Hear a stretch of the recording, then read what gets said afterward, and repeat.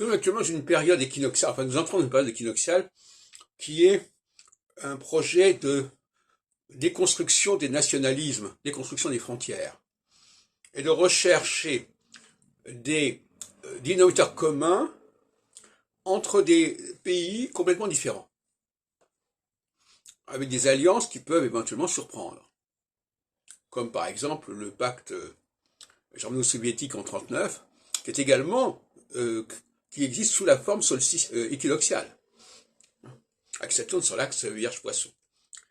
Il y a des moments où la capacité de percevoir ce qui est semblable derrière des différences qui ont pu être mises en avant, cette capacité de percevoir le semblable l'emporte sur ce qui est dissemblable.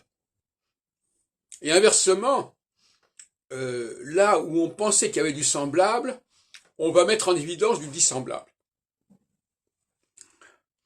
Voilà un peu la règle du jeu de la phase équinoxiale dans laquelle nous pénétrons. Ça veut dire exactement, si on prend par exemple la question juive, ça veut dire que pendant la phase solsticiale, la question juive n'était pas importante, les juifs pouvaient faire ce qu'ils voulaient dans la société, et on arrive en phase équinoxiale, et ça ne se passe plus comme ça. Ne serait-ce que parce que il y a une dimension supranationale dans le judaïsme qui remet en question l'appartenance nationale des juifs. Tout simplement.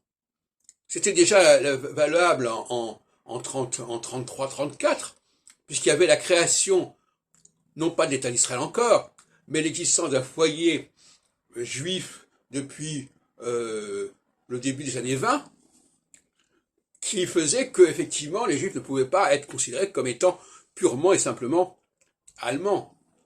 De la même façon que le communisme a mis en évidence que on ne pouvait pas être simplement américain sans avoir de l'accointance avec la Russie, etc., etc.